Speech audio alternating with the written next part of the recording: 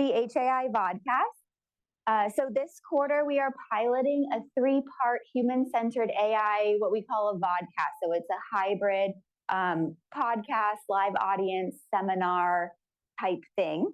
And through this series, we hope to interrogate ourselves and each other on what we really want from AI.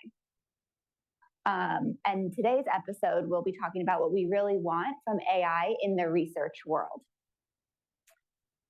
So I'll start off with our preamble, which we wrote when we first started this and plan to share through these episodes.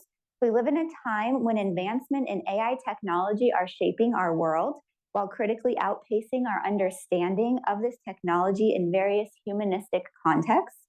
We are Stanford, one of the most powerful academic institutions located in the heart of Silicon Valley, and yet it is all too easy to be in a profound bubble. Much of the world knows and cares about AI far less than we might assume, and it is all too easy also to be sure of ourselves as the technology creators while remaining out of touch with the rest of the world. We tell ourselves that more technology is the solution, for technology is what we know, and we are eager to apply our craft. Unfortunately, it is all too easy to do so with a shallow understanding of the social, cultural, and historical context, while not even considering the possibility that problems in the world are seldom lack of technology problems, but entrenched human problems. Of course, we keep moving fast because that's what's good for business. Even when we design tools for social good, we too often just end up making something slightly more convenient, because slightly more convenient fits the narrative. This is the bubble, the technology cave we don't know we're living in. We need to interrogate ourselves to better understand how we as individuals and communities want to live with technology, and through our creations, how we want to live with one another. We will seek distinctions between intelligence and wisdom. So again, we ask, what do we really want from AI? And above all, how does it mean to do AI with heart and compassion? So each episode, we focus on a specific topic area, and we'll invite guests who also focus on those topics from a technology perspective, a humanist perspective, social scientist perspective. And in today's episode, as I mentioned, we'll focus on what we want from AI in the research world. So, Vanessa, we're back, and since we're focusing on research, I thought I would call out once again your role here, which you are the Director of Research Programs here at Stanford High. And my first question before we bring on our guests for you is, as Director of Research Program, what do you want to see? And I think within that, I guess is the question is, what do you see as maybe being at stake? So as the Director of Research Programs here at HAI, my goal is to develop programming and initiatives to drive new research directions to ensure that the AI technologies benefit all of humanity, and to facilitate an interdisciplinary approach to this research.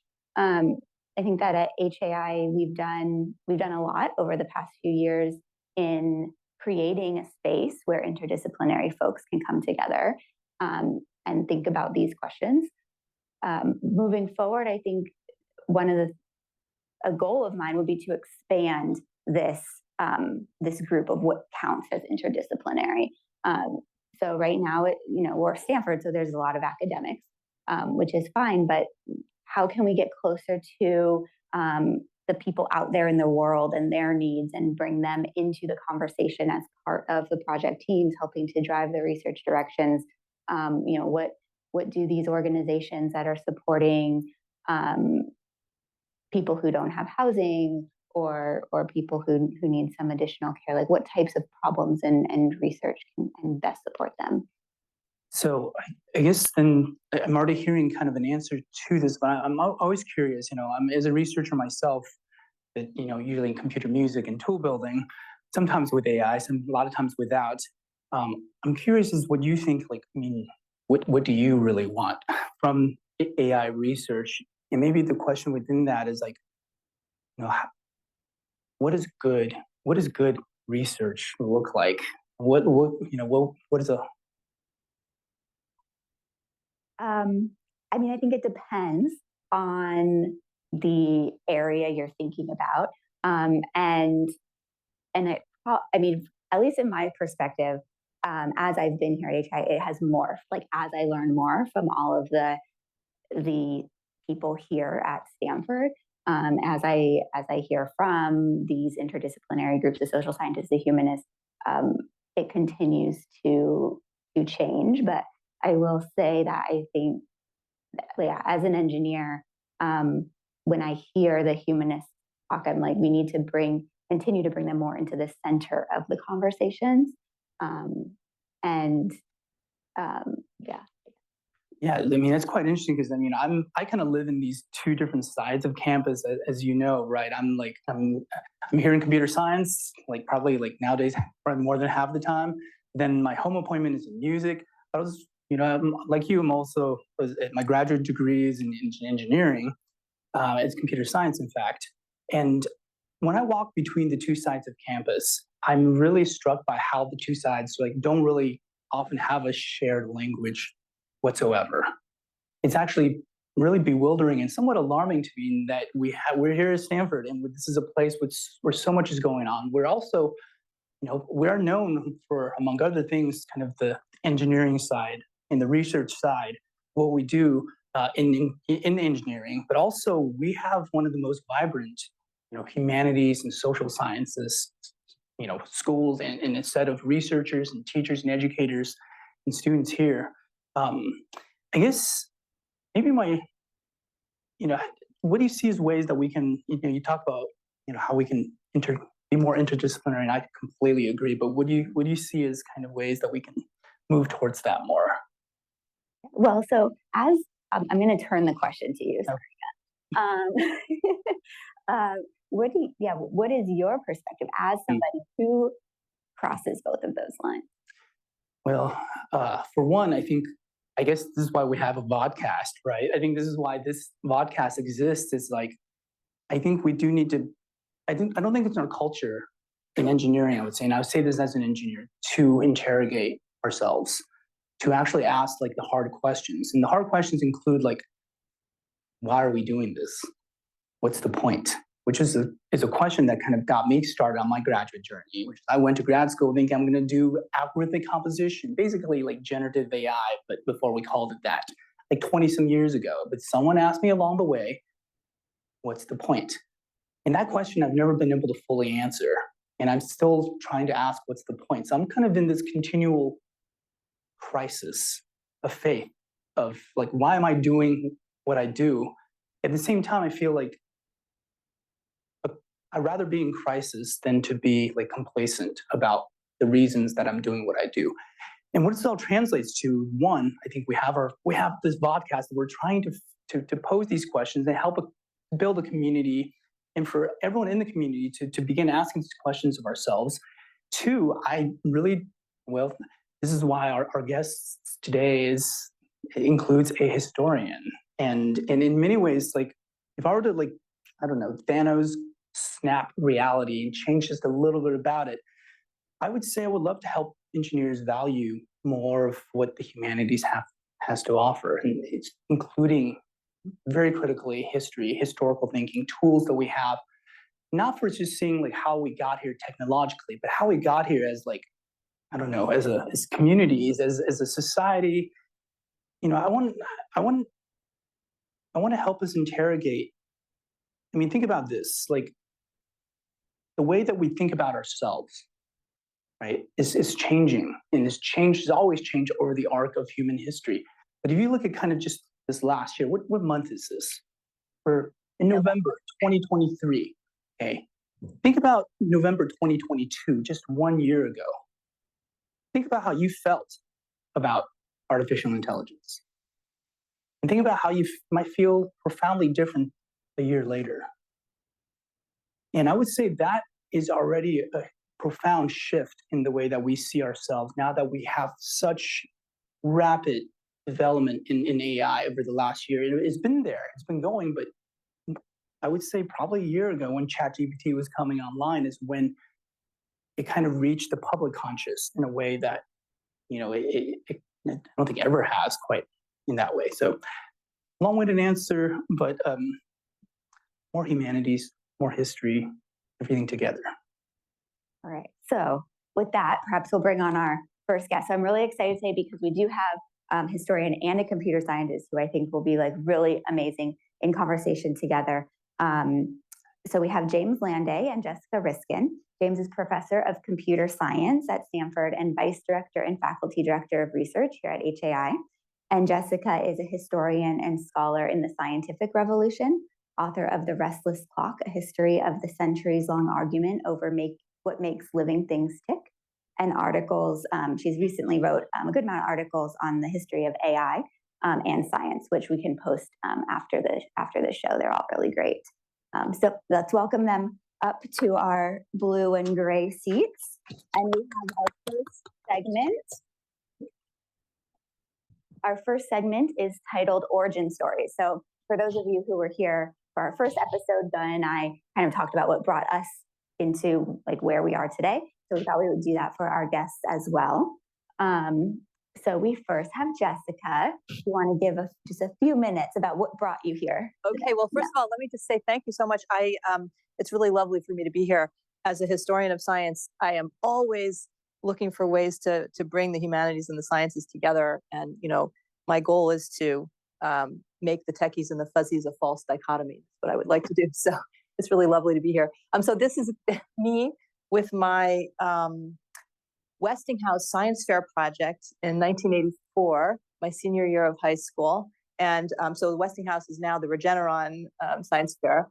And so I went to Stuyvesant High School in New York City, which is a public high school that specializes in science and technology. It was a really wonderful experience. It was all nerds. I loved it. And everybody, of course, wanted to be a physicist. So I went to college thinking that I wanted to be a physicist, and I took physics and math classes in my freshman year. And I gradually began to think that actually I was interested in, I found them very interesting, but I was sort of interested at a meta level in what makes a scientific explanation compelling? When do we consider that we've understood something, and why is that what it takes, to make us consider that we've understood something? And so I started taking courses in philosophy of science and history of science, and kind of moved over into history of science by my senior year. So that's my origin story. Good, thank you. And then James. Well, clearly my origin story is beer. I was maybe a year behind you in high school, and we'll have to compare notes on my Stuyvesant friends to see who you know afterwards. But my origin story actually comes out of addiction. I found I was spending all the money I made as a paper boy. You can see I won some scholarship because I had funk, I like to say. I won a scholarship, but as a paper boy, but I spent all my money in the arcades of Westwood near UCLA playing video games when I was, in 8th or 9th grade, until these home computers started to come out. And I got into computers simply to save money. I could have this computer and, steal video games off the internet. Well, no internet, trading discs with people in certain places to, play video games. And at some point I just got kind of bored of this and started to say, oh, maybe I could make my own, and started to program it. And, what many of the freshmen here at Stanford who start to get into computer science who haven't been exposed to it, it's like this crazy magic that's super addictive to be able to create something from nothing, is essentially what computer programming is. So I really got into that. And eventually I was drawn to the idea of the stuff was still too hard to go from the ideas in my mind to the piece of software that you would eventually build. It just took too much effort, even though I liked doing it. And I was drawn to how could we make that process easier and more automated. I got drawn to this field of human-computer interaction because I felt the user interface was an area we could do more kind of automation and AI to figure out what you're trying to achieve. So that's how I originally got into it. Thank you. Well, I guess we will, on that, I guess we'll move on to a few more questions for you based on what you said, right? So I guess so, James. You've been in the HCI research world for for many years, forever. And I'm curious for you. What does it mean to move the needle in research as far as HCI and AI and HAI, right? What does moving the needle look like? What does progress look like to you? So, I mean, progress for me is changing the way that we create applications and systems, both in research and in industry. And it's a slow process, right? Like I've been in this field, I started graduate school in 1990. And, at that time, we were arguing for the legitimacy of HCI even being a field in computer science, because hardcore computer science people might be like, oh, that's really, psychology or social science or design. You don't belong here. But it was truly an interdisciplinary field that drew on all of this, including computer science. And, we were advocating for how to change how people develop software, how to make sure you're designing for users and involving them in your process. At that time in the 90s, that was still kind of crazy. Engineers would say, hey, it works for me, it should work for everyone else. Now this concept of user-centered design is pretty accepted methodology in industry. You would be kind of laughed out of the room if you were going to build a major product without thinking you're going to involve usability and users and testing and design in that process. So in some ways we've won, but it took a long time. Similarly, now we're at this stage of AI where I think we need to have a different way of developing AI-based applications that involve this user-centered design, but also have broader analyses involved in it, because AI systems are not just about the user who you're designing for. They actually have impact on larger communities beyond that direct user and society at large. And so we actually need to get some of the tools from the humanities and social sciences that have often looked at these larger impacts in communities and be able to start applying that to AI systems. So my own research here at HAI is about, how do we figure out what is a design process that starts to involve these broader sets of considerations when we're designing AI systems. And, it's going to take a while to move the needle on, but, that's how you do it. You figure out what's different and then try to engage grad students, research, and eventually a broader community in that change. But AI is moving so fast, and if this is gonna take time, how do we reconcile? Well, it is true that AI is moving fast. Though I would claim technology as a field has always moved fast. Everything, maybe history could tell us it's been speeding up, forever. And yeah, there's going to be some problems. Bad stuff's going to happen. Hopefully we get legal recourse for some of these. We have educational recourse of trying to educate students at places like Stanford who are going to be the leaders of a lot of the companies developing this technology. And then finally, these new design methodologies can help us as well. I think, yes, it's urgent. And so, yes, we should be working on it. But the fact is, in academia, we are going to move slower, but also more carefully than what's going to happen in industry. But we also have influence on those companies and how they do things. People like Google and Microsoft, they look to people at places like Stanford to also influence their thinking. So that's one way we can also influence it as well. Thank you. And for the audience, I just want to kind of highlight something that was embedded in what James said, which is something I've heard you say a lot, James, in terms of how do we think about research and its impact. And I like the kind of, I think of it as a three-layered onion, is that you talk about like how it impacts users and individuals. And then I think the outer layer, it's a slightly outer layer, is the communities. And then kind of on this larger grand scale that one might call society. And I think that's a really nice way for a lot of engineers to start thinking, because I think a tool that you make would impact these three layers, I think, quite differently potentially, and also with very profound implications for each of those. So James talks about, you mentioned briefly about like interdisciplinary research, and I wanted to pull in some of the readings I had done on Jessica's work around kind of the history of this interdisciplinary work and how it's evolved over time. I'm wondering, Jessica, if you can talk a little bit more about that. Sure. So let's see. Well, a few years ago, I wrote a book, you mentioned it, The Restless Clock, which is looks at the long history of people's attempts to understand what a living and thinking being is by trying to simulate that in machinery. And the book is mostly looks at the period sort of from the 17th, 18th century onward, but there are some ancient and medieval machines in there.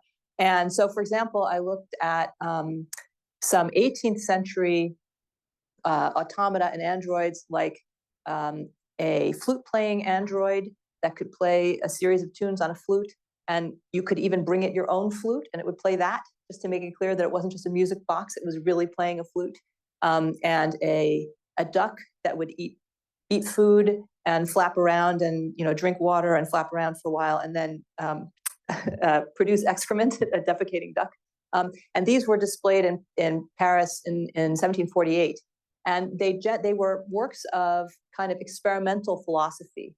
And they generated a whole philosophical conversation around them. So, for example, with regard to the android flute player, some people said, well, it's not really making music in the way that a human musician makes music, because it doesn't have emotions, it doesn't have sensations, that's not really music. And then other people would say things like, well, what are emotions and sensations? They're just the movements of material substances, like animal spirits. So really, it shouldn't be different, And that conversation, I think, resonates with conversations we have now about ChatGPT and generative AIs. And so my point is that the conversations that we're having now, they feel very, very immediate and current, but they have this long tradition, philosophical and experimental and technological tradition behind them. And so I think if we want those conversations to develop over time, we need to have a sense of their longer history, and try and sort of, otherwise we'll just sort of repeat the same things rather than developing the conversation. And I think this goes into this larger question that I often have, and that I often try to help my students think about, whether it's computer science or music, or they come to my classes from all kinds of different walks of different disciplines. But I always try to engage them in, like, exactly as you're saying, kind of like looking the longer arc, especially through various historical lenses. I have my thoughts on why history, but I kind of wanted to ask you, kind of why history, and why history for engineers, I suppose. Yeah. Well, I think it's important for scientists, and really for everybody, but especially scientists and engineers, to think about not only how can I solve this problem, but why am I asking the questions I'm asking? Why am I using the approaches I'm using? What are the other possible questions and approaches that people have used over time? What are the other possibilities? And those are all kind of historical. Those are the stuff of historical research, I think. And so one thing I'll have a couple thoughts about this. One is that you don't have to go back to the 1740s to find these kind of philosophical machines. I think in the 1940s and 50s, in the middle of the 20th century, with cybernetics, cybernetics was full of machines that were philosophical and artistic experiments and performances, as well as feats of engineering. And even when I was teaching at MIT in the 1990s, I started to get interested in the history of AI. I went over to the robotics lab there and got to know colleagues and met some of the machines, Cog and Kismet, some of the machines that they were designing that were kind of interactive robots. And I think I have the sense that since that time, the kind of philosophical, interpretive dimension of AI has receded a little bit. The field, I think, and maybe some others in the room know this better than I do, but I have the sense that the field has been more focused on sort of immediate practical application and less on philosophical experimentation. And so that's one thing that historical knowledge of the field could maybe sort of reawaken an interest in the philosophical possibilities.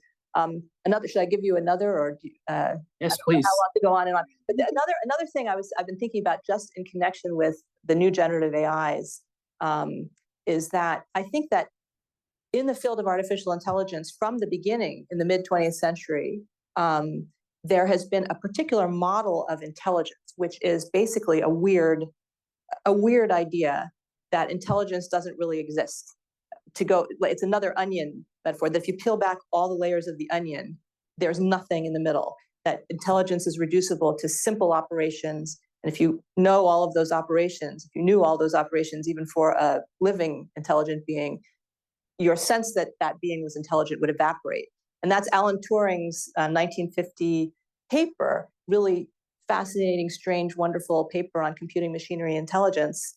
Already you see that idea coming in. He on the one hand, he imagines conversations with intelligent machines, and they're kind of these wonderful literary dialogues in which the striking thing about these imaginary intelligent machines is that they have personhood. They have a kind of selfhood. He talks to them about Shakespeare and Dickens and poetry and things. They have a sense of humor. They get things wrong. They have a kind of personhood. But then in that same paper, he suggests this model of intelligence that it doesn't really exist, that there's emptiness at the core. And that you find that in cybernetics and throughout the history of AI. I think it's a very strange idea that intelligence doesn't really exist. We see it all around us in the world, in humans and animals. And I think that the generative AIs, in a sense, embody that emptiness axiom, that intelligence doesn't really exist, because they are sort of statistical pastiches of the internet that perhaps look persuasive in a shallow way from the outside, but there's no thought, there's no personhood or thought happening in the inside. So this is something that I think an awareness of history for engineers to think to themselves that this model has been in place for half a century or more than that, and maybe is it worth questioning that model, that emptiness axiom? So I think it's interesting what you observed is AI success recently is also its failure. So the joke that we used to have when I was a graduate student at Carnegie Mellon, which was one of really the forefront places for AI, was everyone came into the PhD program wanting to do AI, and a year later, most of them had switched to systems. And the reason was that AI just didn't work. It was a big promise. There were, obviously pieces that occasionally made progress, but in general, this idea was really in students and faculty's head as a promise of some future. And so there was a lot more philosophical conversation, what might it be? And so that I feel that was much a bigger part of the field then. But then, fast forward to 2012, and deep learning starts to show, hey, these neural net things kind of work now, and they're doing better than all of these kind of classical ways that we were thinking to do AI. We could say it even started before neural nets was more statistical approaches in the early 2000s, late 90s. And it's moving so fast because it's being successful by just throwing more data and larger computation at it, that the publishing in that area has just become, in my opinion, very incremental. And so, papers are just thrown together, and it's based on, hey, those guys showed this thing 3 months ago. This is what we now got, instead of thinking about what were they talking about 30 years ago. And so this idea of the history of the field and where does what you're doing fit in the field is, I think, lost by in my opinion, unhealthy publishing speed that is kind of being driven by the speed of industry and just stuff happening and everyone not wanting to be scooped by someone else. It's kind of lost a lot of the scholarly technique that we expect from research. And I think even some people in the field are probably looking at it going, is this really good? And I think that's a major problem that, looking at this broader arc of time, whether we're talking back to the 1800s or just look to the 60s, 70s, might kind of change how people are situating their work and what's important about it. a little bit about what you both talked about reminds me kind of what Doug talked about, like, the Turing trap and the Turing test and benchmarking. So one of my roles here is the steering committee of the AI Index, and part of the AI Index is looking at technical progress of AI. And one way we have done that over the past 5 years, I say historically, and then I'm like, it's not actually, but anyway, is looking at benchmarks and how the tools do on these benchmarks. And especially in the past year, they are not there's just very small progress. And the tools, according to the benchmark, are meeting human performance or exceeding. Yet when you use ChatGPT or something, you don't feel like they're quite, like, I'm not getting like exactly what I would want from them. Like, they don't feel like they should be hitting these benchmarks. So I don't know, I'm interested in Jessica and James both, like, what are the benchmarks we should be thinking about? Or Jessica, I know you wrote a little bit about like the difference between the Turing test and like what we're seeing now based on what he actually wrote in his paper. Anyway, yeah. That's interesting. I mean, I'm thinking about benchmarks. I think that history, maybe humanities in general, but history certainly, it's a sort of alien concept, benchmarks. Like, there's no sense that history progresses, at least in the current configuration of the discipline. I don't think, like, I think my colleagues would agree probably that we're not progressing towards some state of total knowledge. I mean, the discipline is always changing and people are always introducing new ideas, but there's not a sense of a kind of progress toward an ultimate achievement in the way that a benchmark might suggest. And so I might, if I were going to try and bring AI closer to a humanistic approach, I might actually relax the idea of benchmarks and just think of sort of what would be good would be to have lots of different interpretive approaches in AI, lots of different instead to have a kind of multiplicity of directions and philosophies and sorts of questions that people are asking, rather than the idea of a field progressing along a unitary direction towards something. I guess maybe that would be what I would think. Yeah. I mean, I think benchmarks are interesting in that they represent, to me, in some ways, the kind of over-reliance of idea of optimization in a lot of computer science as the holy grail of how you do everything. Just, set some goal and just keep optimizing towards it, which is kind of has a lot of baggage goes along with it that I think people don't really consider. On the other hand, computer science in certain fields, like whether systems or AI, have had this tradition of having these benchmarks that have helped kind of energize the field towards, moving forward and being able to tell whether certain ideas were better or not. In fact, in many ways, our former president, John Hennessy, along with Dave Patterson at Berkeley, won the Turing Award really for their work in computer architecture, and in many ways, that quantitative approach to computer architecture to kind of really determine what was better, rather than this long religious war that happened in the 80s and 90s of, CISC versus RISC and all of this stuff, was to really say, no, this is the way to figure out which is better. And that tradition gets used in a lot of computer science. So in AI, they've had long time benchmarks for, things in speech recognition and things like that. And it's helped that field move forward. But my claim would be, and I think it's similar to what Jessica's saying, like, if the goals, though, are not the right goals, you're kind of driving everybody towards the same thing, and it might not be the right place.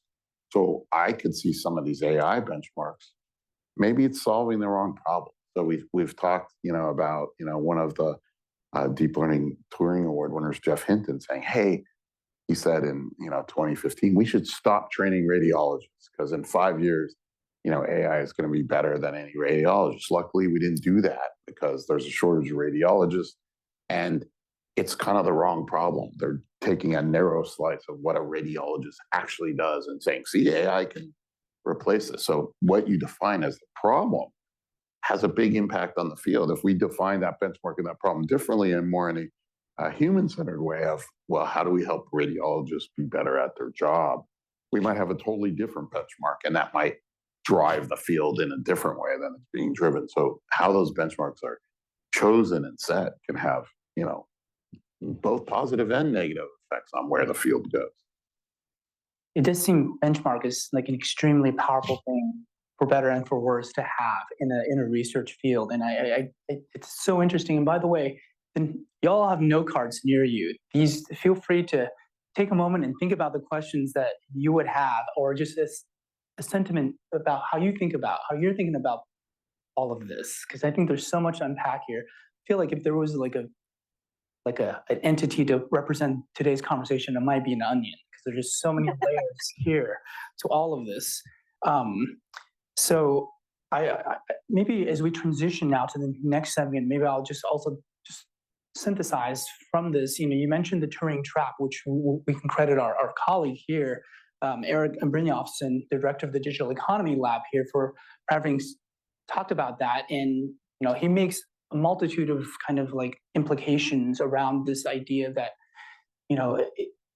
there may be specific benchmarks, but kind of as a society, we tend to think of like the benchmark of AI, maybe the benchmark of AI as making AI more and more indistinguishable from humans, much kind of like the radiology.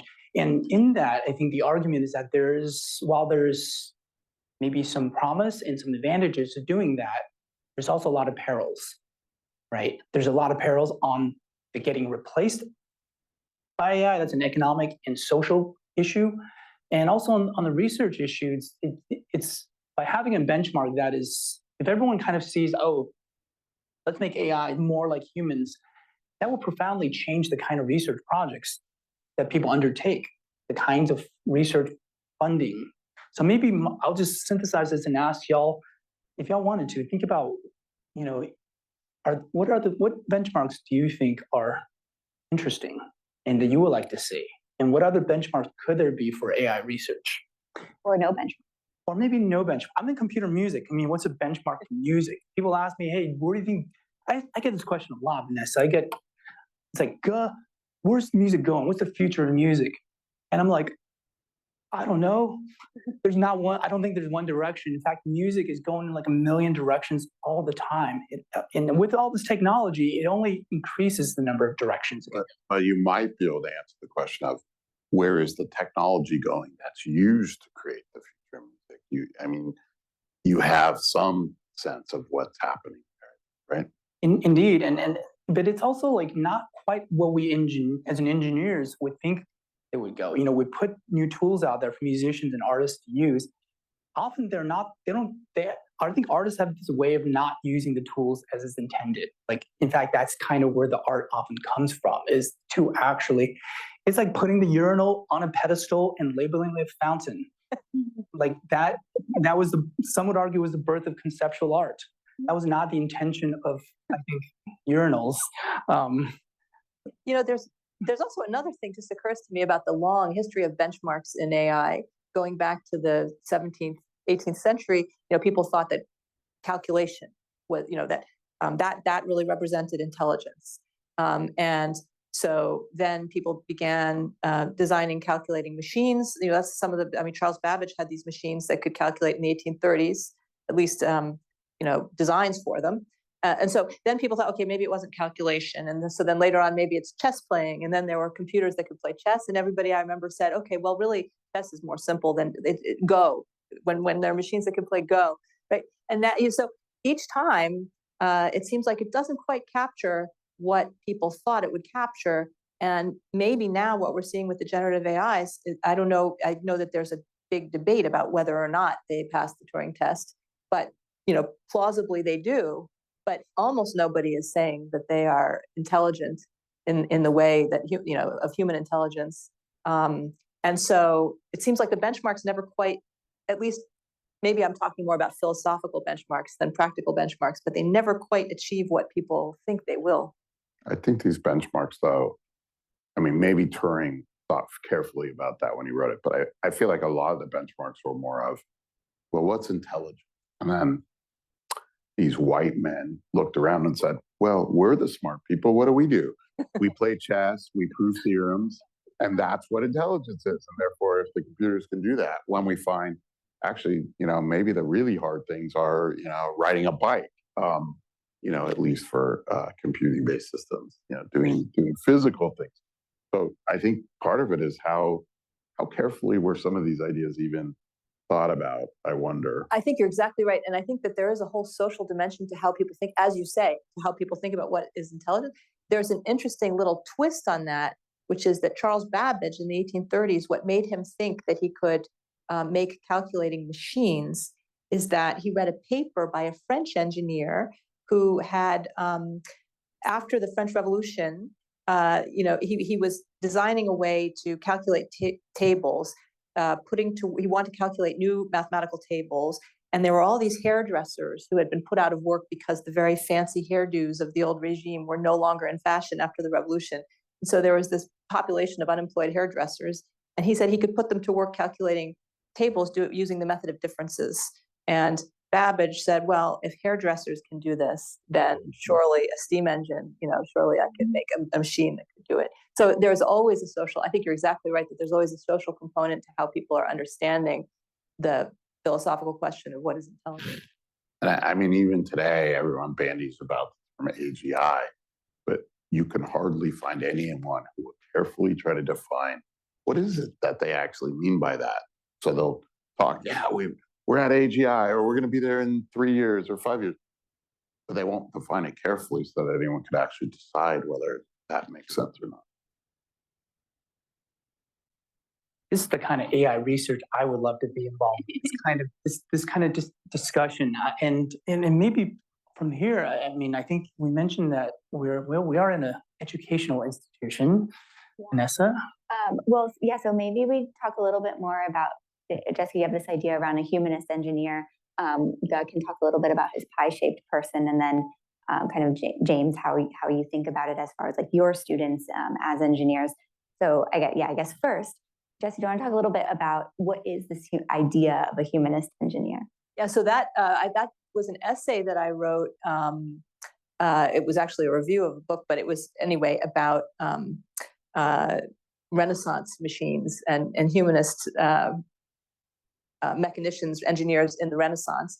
And, so Leonardo da Vinci, I guess, is the most famous example of that. These are people who really regarded the machines that they were making or designing, sometimes not building, but just designing. Leonardo designed flying machines and all kinds of extraordinary devices. But he and the other people of his period who were working on these kinds of machines really regarded what they were doing as a combination of art and philosophy and science and performance and all of this at once. And that's what when people talk about a Renaissance man, somebody who does all of these things, I think they didn't regard it though as doing a lot of different things, but rather they regarded it as all of these things being connected: art, philosophy, science, machine design.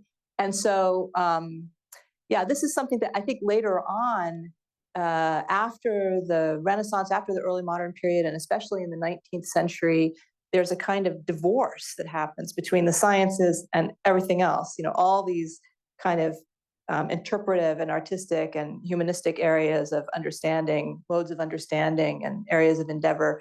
The sciences, people begin to represent the sciences as just utterly distinct from all of that. And I think it's on some level that model of science as sort of a much more narrow, reductive, somehow not interpretive process that gets at the truth in a transcendent way. I think that's been extremely powerful, but I think it's also that divorce has been impoverishing on both sides. And so I think, it would be nice if we could return to something more holistic, a mode, an intellectual world that is more connected and integral in the way of this older moment. Yeah, we think about, by default, when we say interdisciplinary work, I'm like, oh, a person from this discipline, a person from this discipline coming together, but maybe it is more just like people coming together of that themselves are of multiple. Well, I think it's both. There's some philosophical reasons I think this happened. But there's also just the scale of knowledge in fields has caused more and more specialization over time.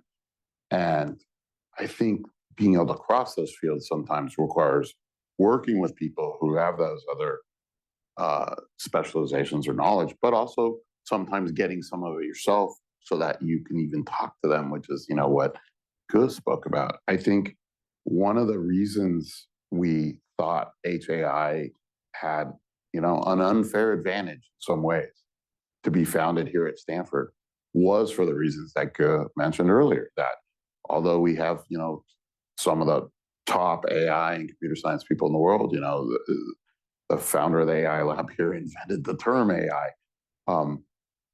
But we also have this great humanities, social sciences. We also have a medical school like 100 yards that way. We have a law school. We have a business school. So we have all these pieces together to talk and research a technology that is going to have this impact across all of society. And there's very few other places in the world that have all these pieces at the kind of high quality level that we have. And so for HAI, it was really important for us to bring this together. And I'd say even in the name, I feel like I was the person who was always like, no, human-centered has to be part of it. We can't drop that because this is what's going to differentiate us from other places. And I think it has differentiated us. And so for the education, it's similar. I try to advise students who are undergraduates or graduate students here to not make the mistakes I did. So I went to Berkeley undergrad, and as I told you, I was really into computers, doing all this stuff, and I did that super deep. I took more computer science classes and EE classes, even though I wasn't even an EE at some point, because that's what I was into, and I was able to avoid much of the humanities and history because they let me take economics as my social science, and economics was just math to me. I can do it. So when I have Stanford undergrads, I'm pushing them, take advantage while you're here of everything. Because we get these students who are, I want to do AI, just kind of like what I was. And they want to already be taking the most advanced classes by their sophomore year and graduate classes. And I have to almost be like, slow down, you got plenty of time. Get a master's, get a PhD, but you have these other great things at Stanford that are going to make you better as a person, better as an engineer, better as a scientist. Take advantage while you have it. When you get off the industry, you can keep going deep into the technical pieces. So I think that's really important as educators to do this. And for my own field, like I said, it's interdisciplinary. I've had some of my best PhD students had a background in design as well as computer science. I have a student right now, she had an architecture degree before she came into computing. I've had a great student who's a professor at Michigan now who was a philosophy major before he came to computer science. So, my field especially is important, but I think that's becoming more important for AI. If you're going to impact society in these ways, you better know more about society and humanity than just the technology. You want to talk a little bit, too, about your pie-shaped? Sure. Well, I think all of this is raising this question that I've always asked myself, and also as a teacher here, I'm always asking, like, what makes a good engineer, right? And I think there's a kind of an answer that students might feel here, which is, well, to be a good engineer, I got to be like, I don't know, up with the latest. I got to know all this stuff. I also got to be kind of a disciplinary superstar if I can. Or be competitive. And I think that's something that seems to be like in my 15 years here at Stanford seem to be more, not less, where it's like competition is like kind of the highest virtue of education. But then I say, I think I have to question that. What if a good engineer isn't just someone who's good at their discipline, but also someone who can take into account the historical, the cultural, the social contexts, right? So I guess as educators, since we're all at an educational institution, higher ed, we often ask the question, what kind of a person do we want to educate? And we can say, what kind of an engineer do we want to educate in this case, since a lot of engineers work with AI. And we say what we don't want is maybe like what you see on the screen here, which is like an I-shaped person, like the letter I, very narrow, right? That's kind of exactly what with James and actually would see, when I was a computer science undergrad, it was very easy just to go all in on taking only CS classes and only caring about what CS is. But then we're like, maybe we should have more like T-shaped people. You got like depth, and you also got breadth. Once upon a time, I I tried to formulate this idea of a pie-shaped person. Now, I did not originate the pie. I don't even know who. I tried to figure out who did. In fact, it was actually our dean of engineering, Jennifer Whittam, that said, "Go, have you heard of the pie-shaped person?" I said, "I have not." She said, "Well, in a pie-shaped person, it's like the letter and number pi. On one leg is disciplinary expertise, right? On the other leg is domain expertise. And so for me, my discipline was computer science, but my domain is music. For someone else, it could be public health. So then I started thinking about this, and I put this in my book, Artful Design, but I added one more piece to it, and that's this top bar, which I call the aesthetic lens. And I say that's the philosophical, artistic, and moral lens that gives broader meaning and context in bridging the two legs. And for me, I think this has been a kind of like an evolution of how I think about what kind of a person do I want students to, like, we have smart people coming in here. It's like smart in, smart out. That's what Stanford kind of is by default in a way. But I want people to be like smart in and a little wiser out, hopefully, right? You got tools. And I think that's what that aesthetic lens was always me. So, maybe I'll just throw this out there. And it seems like, it's not just the kind of student I feel like I want to be a part of educating. Honestly, like to the point of the humanist engineer, Jessica, collaboration is wonderful and we should encourage that. But I think the humanist engineer idea is that in addition to that, it's like within each person, there is kind of multitudes. There are different lenses, different tools, critical tools for interpretation, for exploration, for imagination. And I think what this translates to, I guess for me, is that I tell my students, like, take courses like well outside of James' point, well outside your discipline. If you're studying computer science and AI, go take a ethics of sports.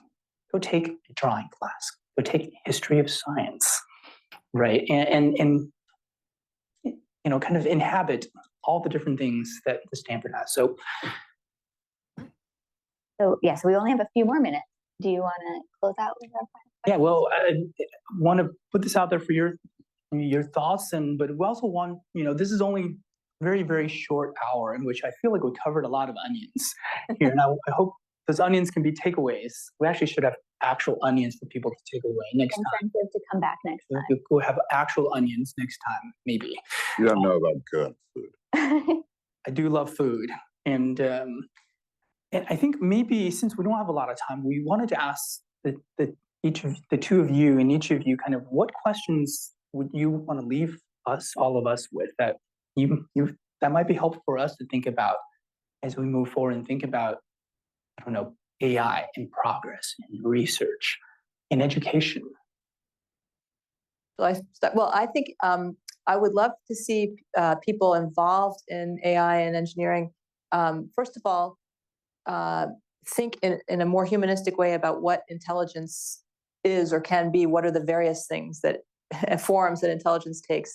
To think of that in a more interpretive, humanistic way, and more generally to regard their projects as like other forms of knowledge, interpretive, philosophical, experimental, not just sort of directed toward a practical target. I think that would be great. I think for me is both at the undergraduate and graduate level for the students to have this more sense of that I'm here to get this broader education, especially the grad students, because at that point you are specializing. Like I'm getting a PhD in science, but they're still at Stanford University. They're not just at the CS department. And so to be able to try to take some of their time, step out of that and take in these broader ideas. And it's not that they're going to necessarily publish in these other fields, but it's going to change how they might think of the work that they do in ways that I think will be better for everyone. And so I think that's very important, this idea of making sure people are thinking more broadly. How can we encourage students to kind of take charge of their education to do that? Because right now, faculty, especially in this department, they're not really forced to do that, right? The requirements are very light and everyone just goes deep, but it takes a special student to go, no, I want to take advantage of all there is in university a little more, and it's going to affect their work in a great way. Great. All right. Do you have any closing thoughts for us? All right. So our next HAI Vodcast is on December 13th, focused on what we really want from AI in the creative world. And we will have two new guests with us, Srinija Srivastana, who's currently on the board of trustees here at Stanford, and we'll have Isabel Levant, who's a senior here in symbolic systems, and she also helps us a lot with the podcast. She's our researcher, and call her our creative director. And both of our guests were actually in the symbolic systems here at Stanford. And before we close, I want to give special thanks to Madeline Wright, who helps us behind the scenes on all coordination and sound and everything. And we hope to see you all next time. Thank you very much for coming in. Yes, And a round of applause for our guests.